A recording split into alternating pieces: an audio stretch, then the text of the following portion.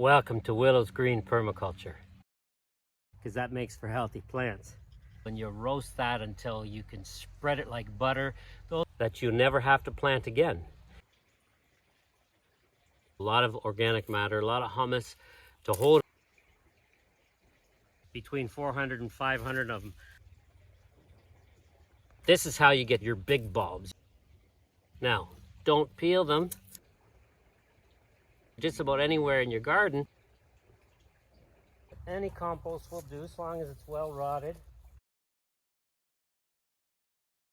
Which means the peels you can use in your cooking. Can become part of your perennial food forest. Just don't plant it close to where you're gonna have. You left it there, you did nothing. The following year,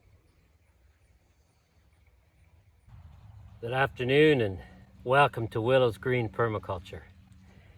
It's late fall, it's the 3rd of November today, and we're a couple weeks or maybe at most a month away from freeze up, or at least nights where the ground freezes and it's frozen until halfway through the next day or more.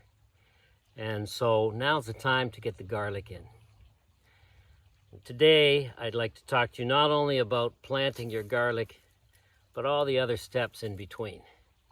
And so it's going to be a complete guide to growing garlic, to getting your biggest bulbs, but also how you can use the garlic in your garden for many, many more reasons to help the garlic contribute to your food forest. So let's get started.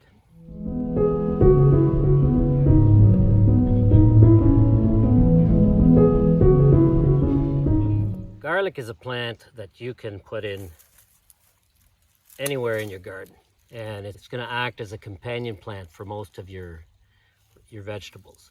Just don't plant it close to where you're going to have peas or beans, because peas, beans, and garlic don't get along. But otherwise, garlic is great to have almost anywhere, because like any of your aromatic plants, it's going to repel the pests of the other vegetables, which is really great, and it doesn't take a whole lot of space. So when you plant it everywhere,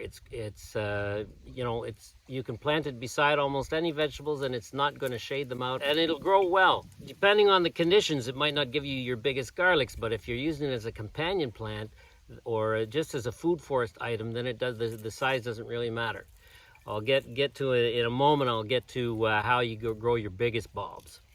But as a companion plant, it's great because you can plant it anywhere in your garden, and you can harvest some of it and let the rest of it overwinter. When you've got a full garlic bulb that you don't harvest and you leave it there, it will survive until the next year, and then all the little garlic cloves that are in there will grow into new plants the following year. So it's just going to multiply. So one garlic, if you leave it in the garden, will become between 6 and 12 new garlics the following year. Here's some perennial garlic, a whole bunch of plants there. I didn't bother harvesting any of them this year. They've been here for a few years. Sometimes I harvest, sometimes I don't. This year I didn't harvest any. So there's quite a few plants in there, probably 2 dozen in there. And I'm just going to leave them there over the winter. See how they do next year. This is our potato area, which I've already planted. That's the subject of another video. Here's some more perennial garlic in the corner of where I had my garlic last year. Well, this past year, I should say.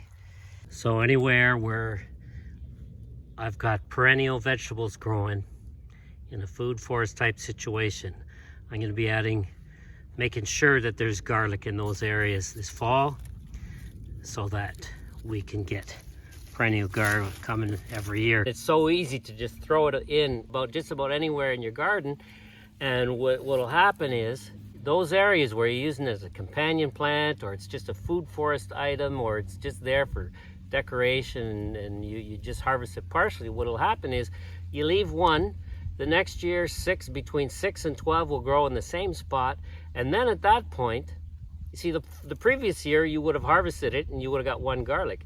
You left it there, you did nothing.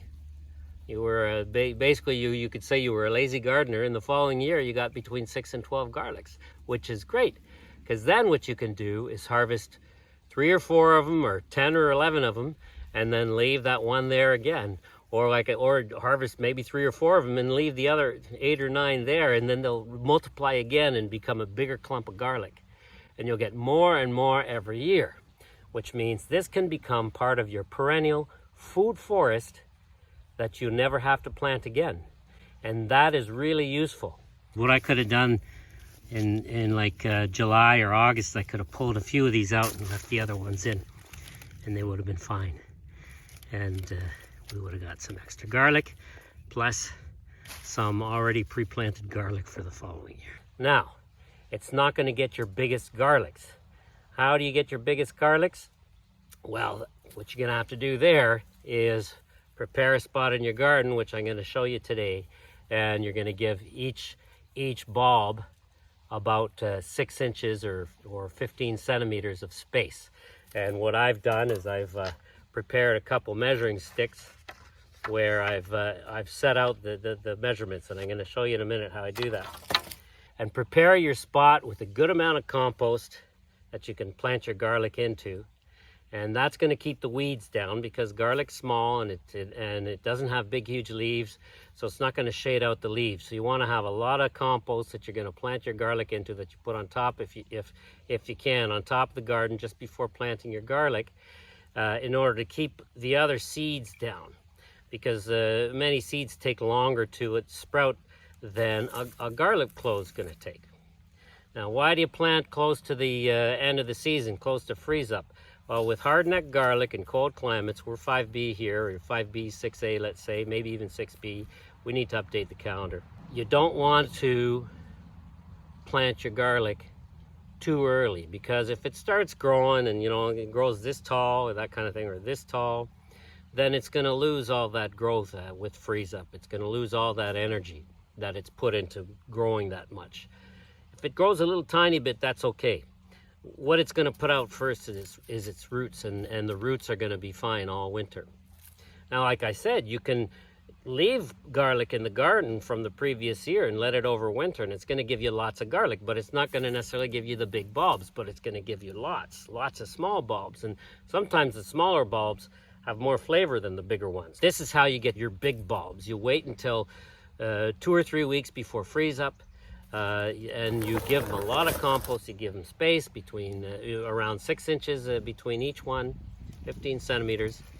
You put them in the ground, and then put a nice layer of leaves or other type of mulch on top, not too thick, so that the garlic can grow through it.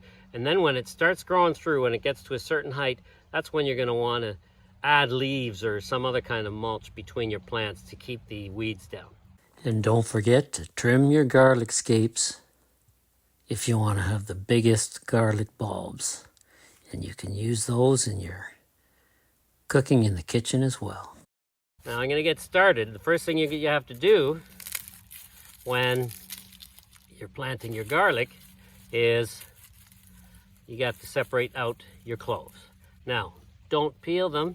Leave the peel on, so when you're separating out your cloves, you want to be careful about it. This garlic that you see here is the garlic that we harvested last July.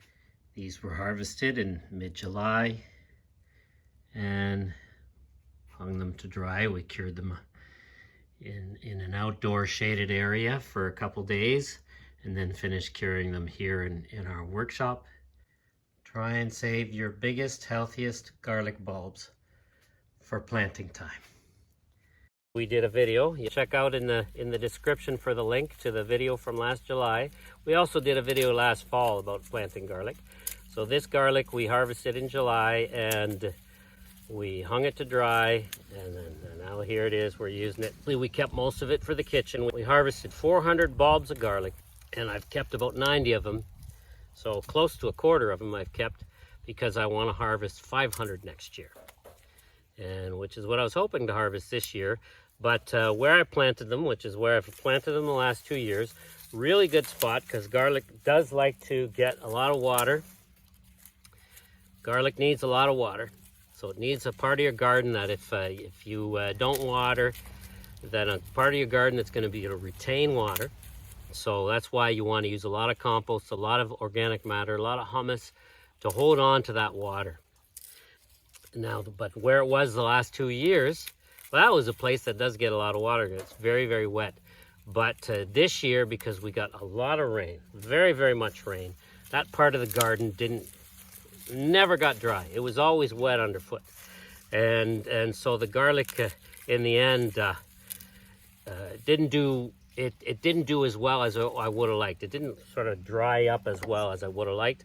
Although I can see here, this is a few months later. We're August, September, October, November, 3.5 months later, and it's actually quite nice. So it's stored quite nicely anyway.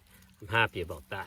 But I'm experimenting with this idea of putting it into another part of the garden that does still get a lot of water. I'm putting it where I had my peppers this year.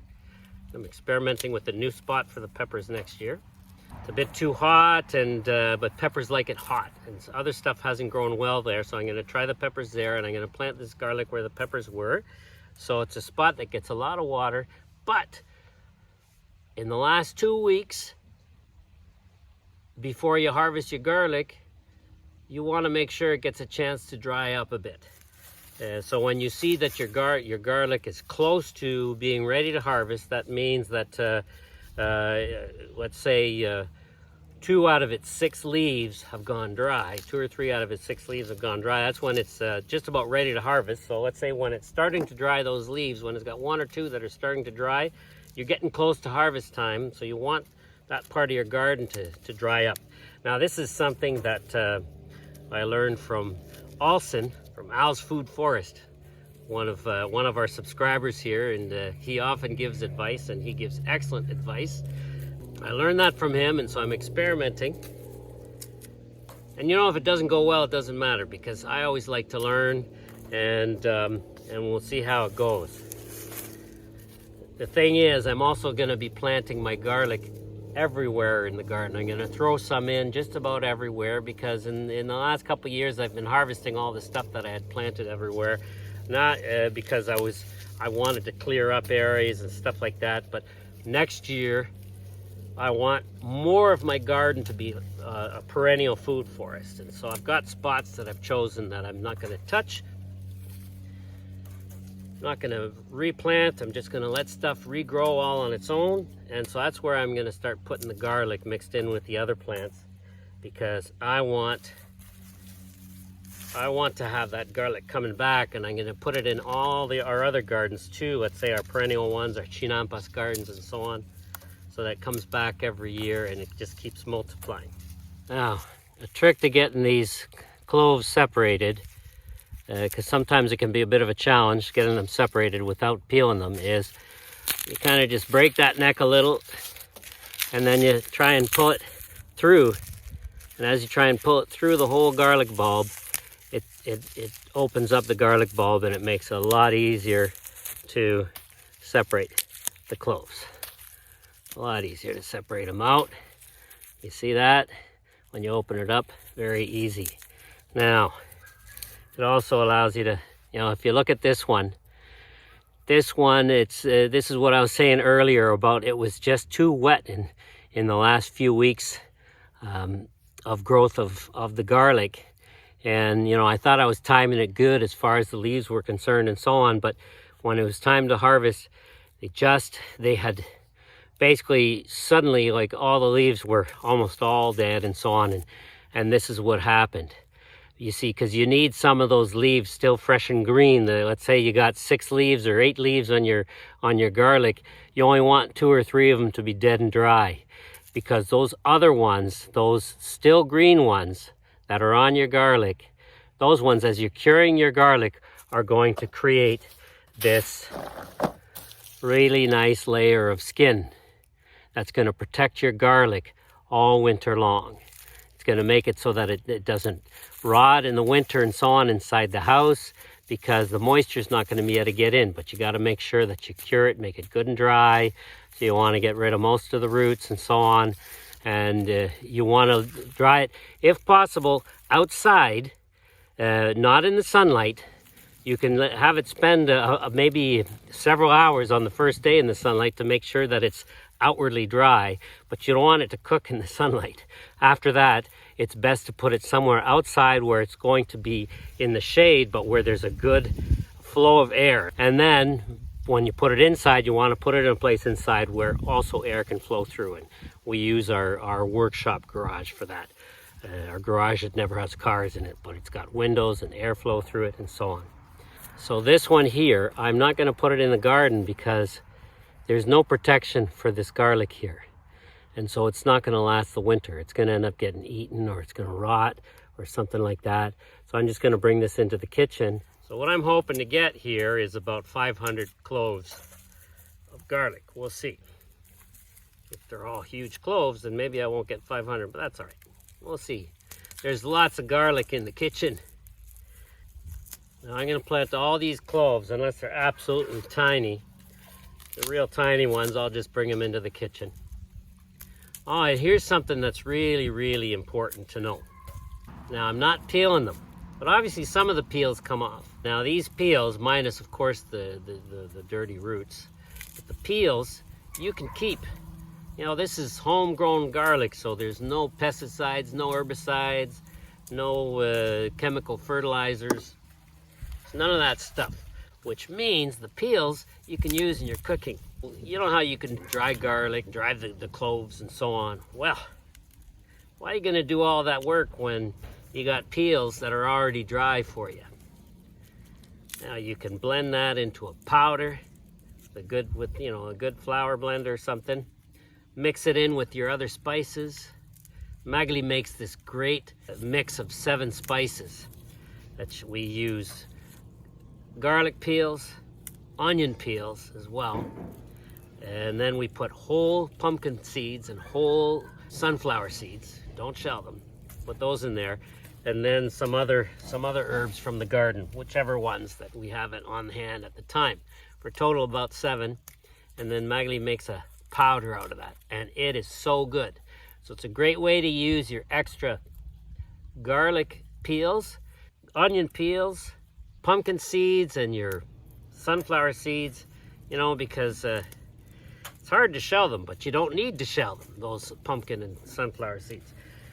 You know, not everybody likes to eat a pumpkin seed whole or a sunflower seed whole because of the hard outer shell. But the thing is, if you blend them into a powder, you're blending that shell into a powder, and that's going to give you extra fiber, and then you're going to get all the great protein and other nutrients from the seed inside.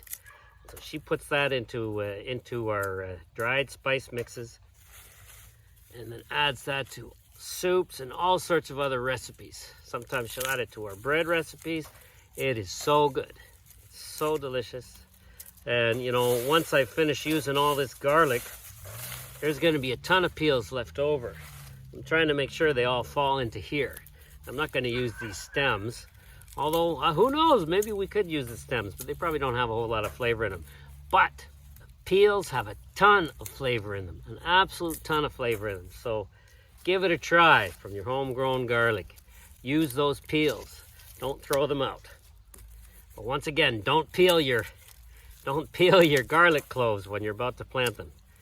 Keep that peel on because it's going to defend the cloves against getting eaten in the garden. So I think that I have prepared enough to get started on the planting. I've got all these other ones to peel, but I don't have to finish it today. But what I would like to finish today is this video. Beautiful day today, and it's quiet out. Nice when it's quiet out. So let's go. Go get this planted. I don't know how many are in there, but we'll soon find out. So I've added compost here to where I'm going to plant my garlic. Want to make sure it's good and level. This is mushroom compost I've added here. But any compost will do as long as it's well rotted. I've got these measuring sticks.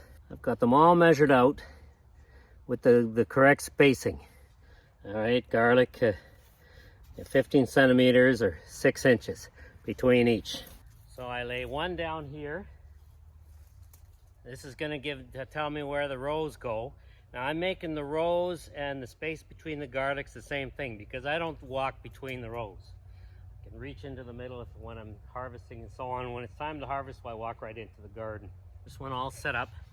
And then this one is going to tell me where each garlic can go.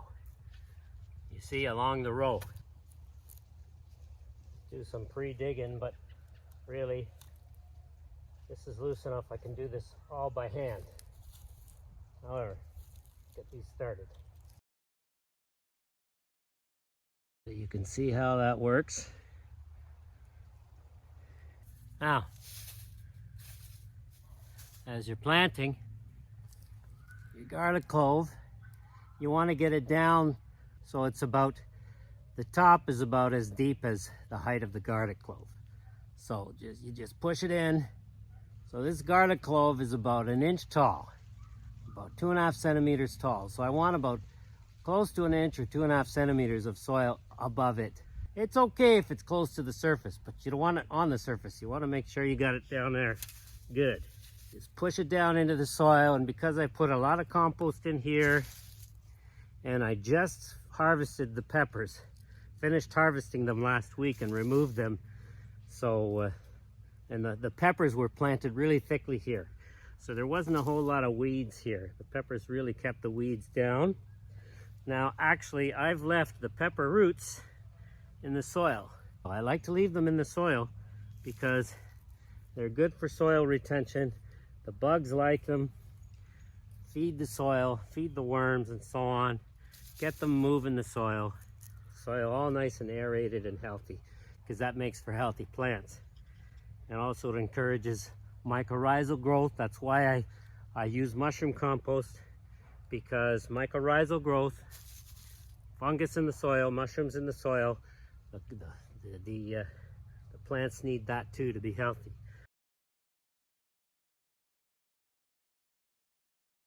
So when you're planting your garlic, the pointy end goes up, and the end where the roots had been are at the bottom, which is, there's a little kind of like a flat edge here. You can see the edge where the roots came out, whereas the pointy end, that's where the stem comes out.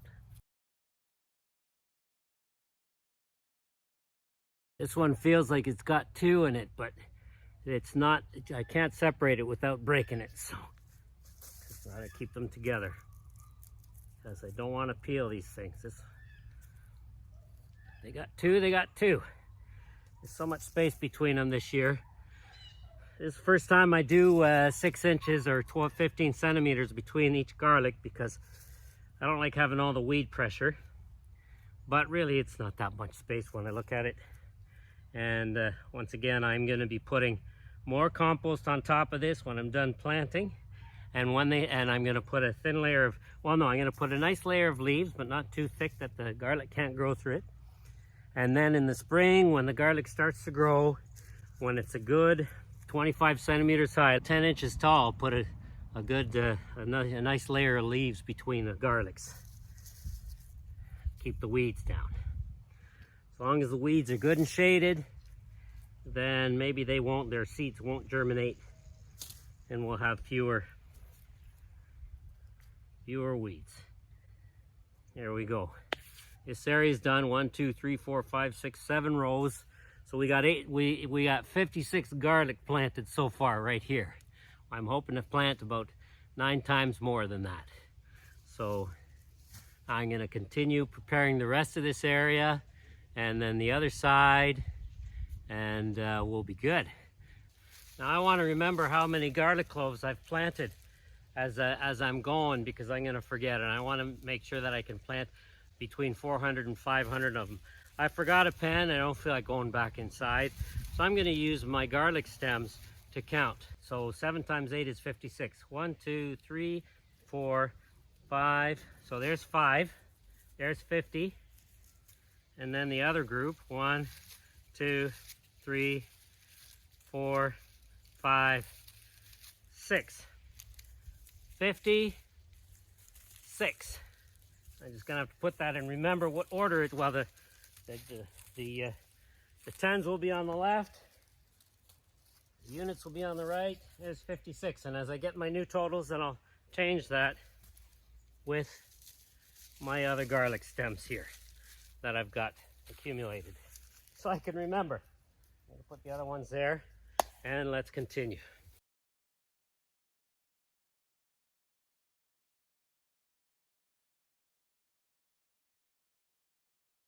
That's another 56. Now 56 plus 56 is 112. 1 for 100. 1 for 10. 2 for 2. 112. As long as we don't have any strong winds, we're going to be fine with this counting system. It's good for schools. Alternative counting system. It's good for kids to learn that.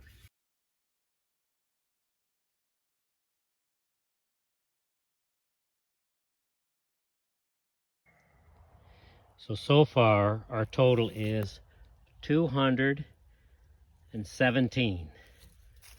210 and 7. 217.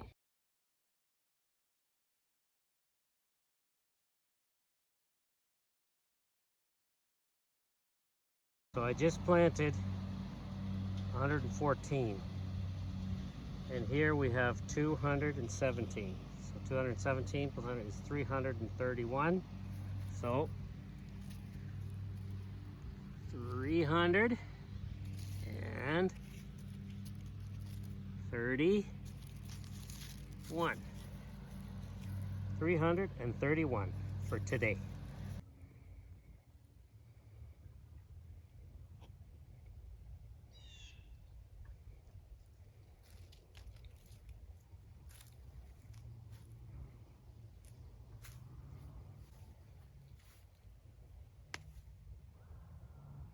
Meaty resting in the lavender. Right by where I was just working.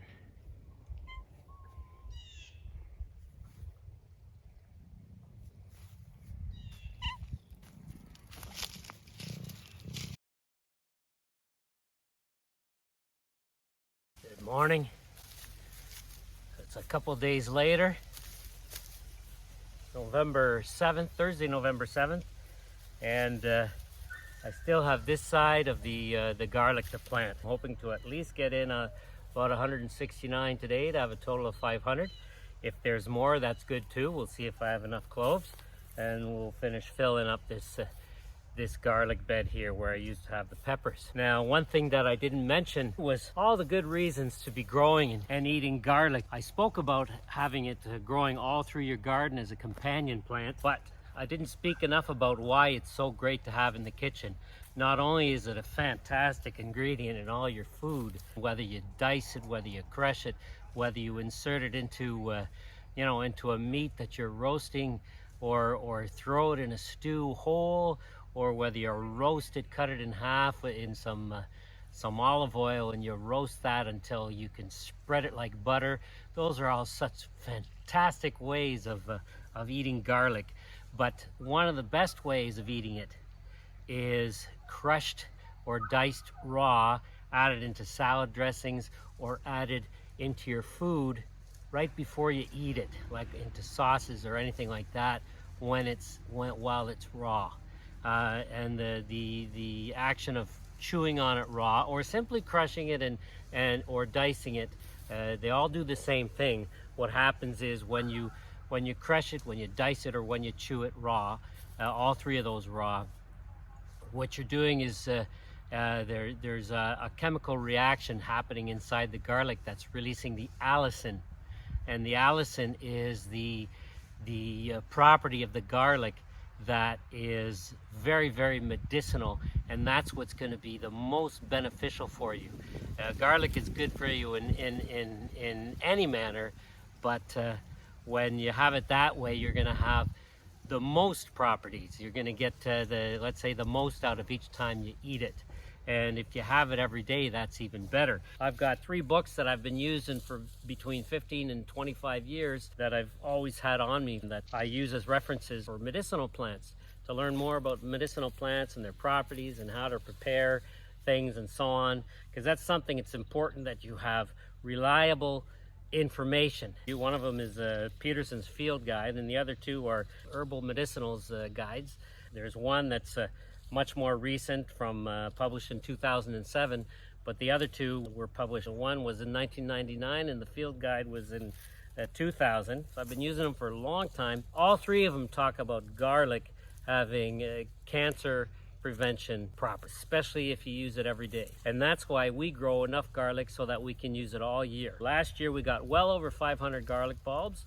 And then a year ago, last fall, when I planted my garlic, I gave them a bit more space, and I didn't have quite as much space as I expected. So we didn't get as many bulbs this year. We got a bit over 400, but this year I've made sure that I got enough space so that we can at least get 500 bulbs. That'll give us about 100 that I can keep for replanting and 400 for the year.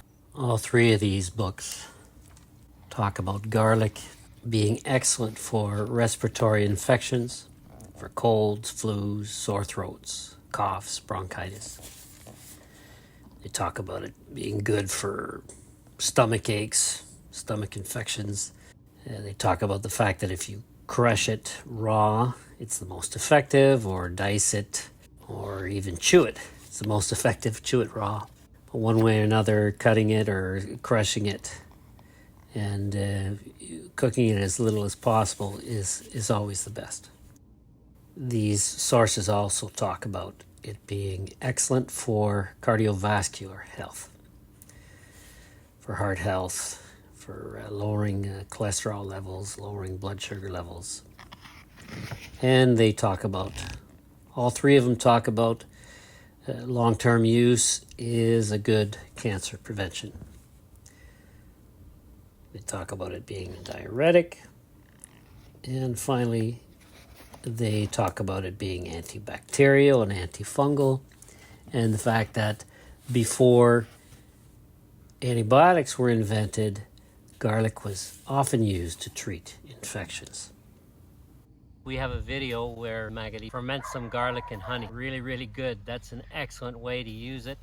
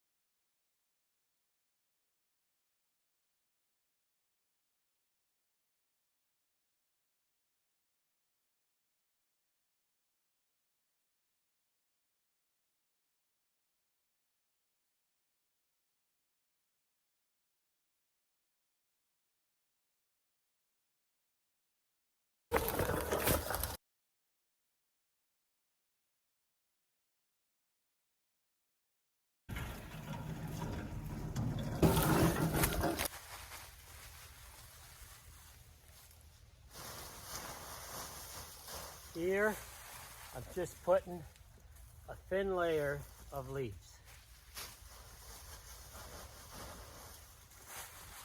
Just to help keep the weeds down. So if there are any weed seed in there, they're going to be shaded and they're not going to germinate as quickly. But I don't want to put such a thick layer that the garlic won't be able to grow through it. Because the thing about leaves is if you put a thick layer of leaves, nothing wrong with that, but it becomes a mat that almost nothing can grow through. And so if you're going to do that over the winter, it's important in the spring when it's time for things to start growing through it, or when it's time to plant into it, you're going to have to either loosen them up or rake them off completely. And if there's stuff that's supposed to grow through it, well, you're going to have to be careful as you remove it.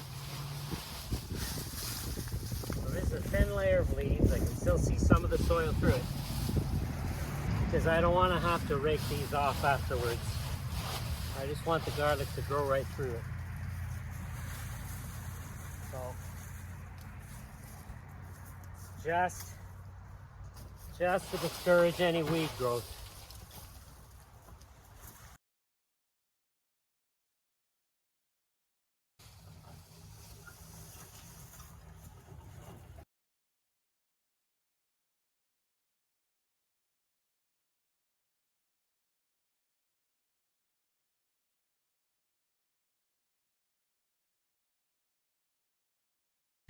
The garlic is in, and with a light cover of leaves.